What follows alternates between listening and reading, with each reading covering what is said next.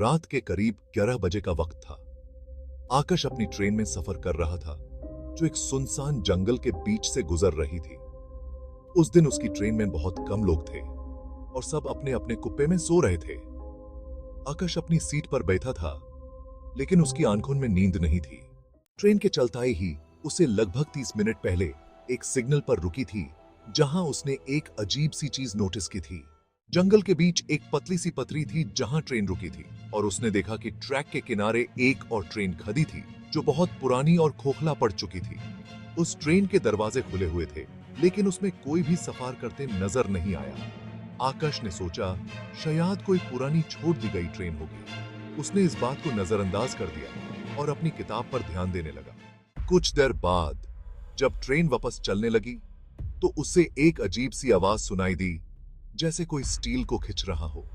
उसने अपने कुप्पे का दरवाजा खोलकर बाहर देखा, लेकिन सब कुछ नॉर्मल लग रहा था। लेकिन उसी वक्त एक हड्डी पसली ठंडक उसके कुप्पे में घुस गई।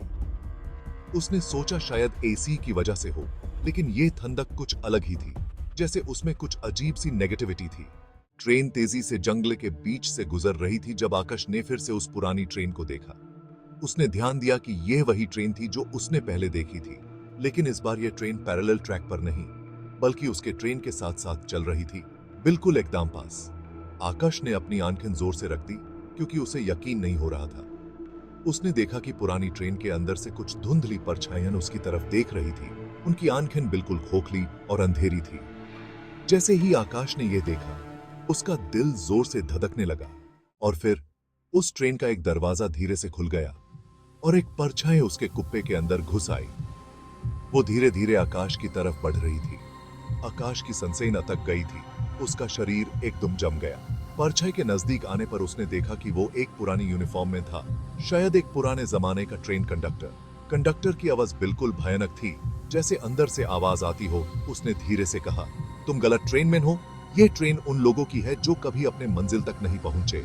आकाश ने डर के मारे अपनी आंखों को जोर से बंद कर दिया, और जब उसने अपनी आंखों को खोला तो उसने देखा कि वो अपने कुप्पे में अकेला था, और वो पुरानी ट्रेन अब कहीं नहीं थी। लेकिन उस पुरानी यूनिफॉर्म वाले कंडक्टर के बोलने की आवाज अब भी उसके कान में गूंज रही थी।